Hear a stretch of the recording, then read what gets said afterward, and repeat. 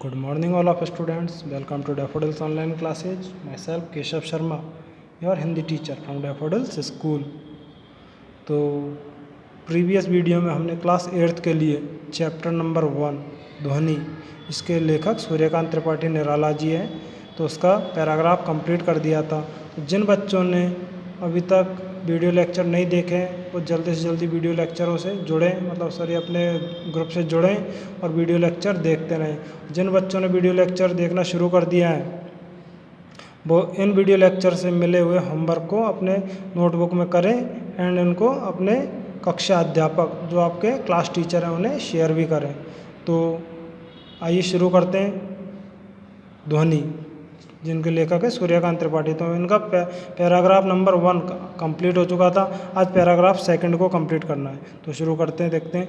पुष्प पुष्प से तंद्रा लालसा खींच लूँगा मैं, अपने नवजीवन का अमृत सहर्ष सींच दूंगा मैं, द्वार लिखा दूंगा फिर उनको, है मेरे वे जहाँ अनंत अभी ना होगा मेरा अंत।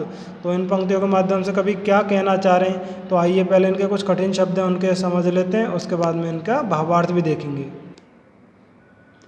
तो आइए देखते हैं कठिन शब्द। जैसे पुष्प का होता है फूल, तंद्रालस का होता है आलस्य और नींद, लालसा का होता है इच्छा, नव का होता है नवीन या नया, सहर्ष का होता है प्रसन्नता के स्वाद, द्वार का होता है दरवाजा और अनंत का होता है जिसका अंत ना हो।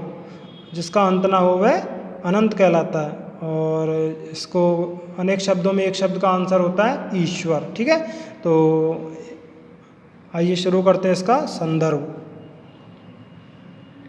तो प्रस्तुत काव्यांश हमारी पाठ्य पुस्तक बसंत में संकलित सूर्यकांत त्रिपाठी निराला द्वारा रचित ध्वनि नामक कविता से लिया गया है। तो यह पंक्ति आपको प्रत्येक संदर्भ के अंदर लिखनी है इस चैप्टर के अंदर।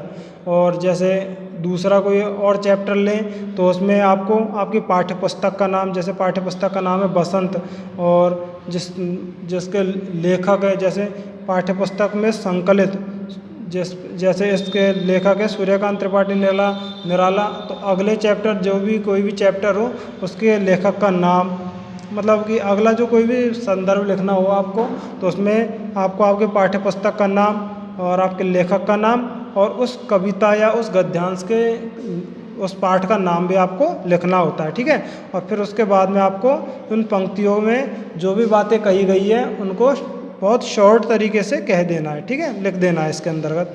तो आइए शुरू करते हैं। तो पहले तो इसका संदर्भ कंप्लीट हो चुका है। उपर्युक्त पंक्तियों में कवि ने युवाओं के आलस्य को दूर करके उनमें नव चेतना का संचार करने की बात कही है।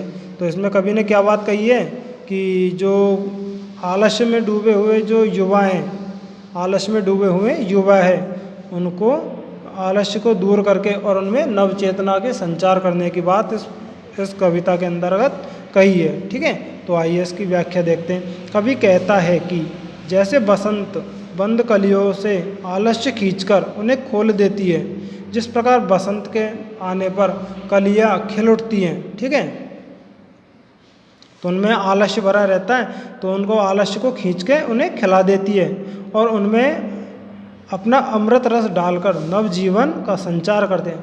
मतलब कि अमृत रस डालकर नवजीवन का संचार करते हैं। जिस प्रकार बसंत के आने पे पुष्प कलियाँ खिल उठती हैं, तो इस चीज़ का वर्णन कवि ने इसमें किया इन पंक्तियों में। तो उसी प्रकार वह भी युवाओं के मन में आलस्य की भावना को दूर करके उनमें जीवन को आशा और उत्साह से भर देना चाहता है कवि। तो कभी भी जिस प्रकार बसंत कलियों के आलस्य को दूर करके उन्हें खिला देती है, तो उसी प्रकार कभी भी जो युवा हैं उनके आलस्य को दूर करके उनके मन में भावना और आशा का उत्साह भर देना चाहते हैं। तो वह अपनी कविताओं के द्वारा अनंत परमात्मा तक पहुंचने का मार्ग दिखाएगा, तो जिससे उन्हें अनंत परमात्मा तक पहुंचने का मार्ग दिखाया जा सके। ठीक है, इसके बाद देखते हैं।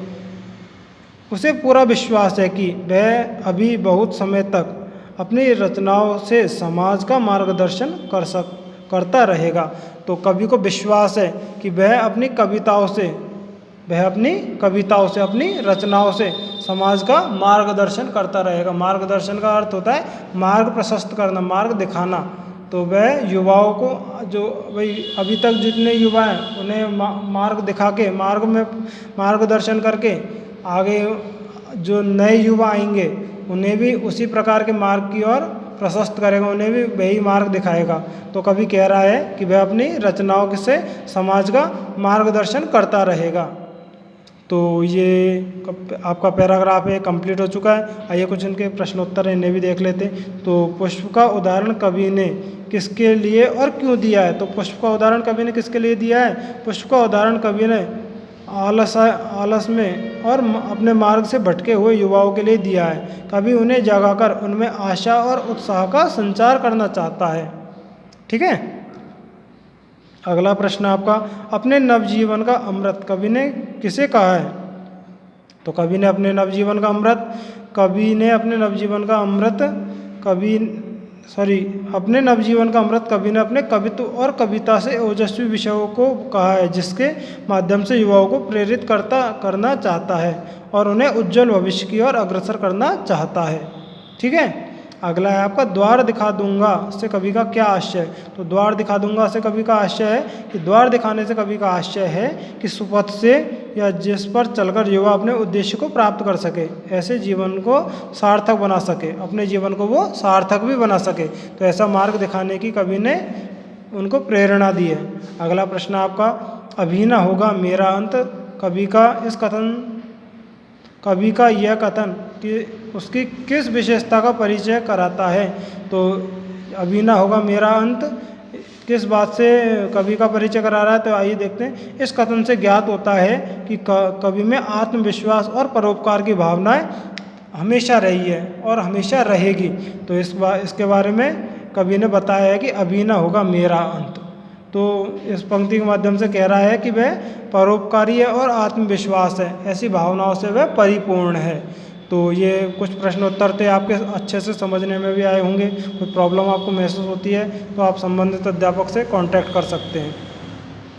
कुछ पाठ्य पुस्तक के प्रश्न भी हैं, तो इन्हें आप अपनी बुक्स में से होमवर्क में आपको करना है। ठीक है। तो आशा करता हूँ आपको ये वीडियो समझने में आया होगा। Thank you students, stay home and stay safe and keep learning. Thank you students.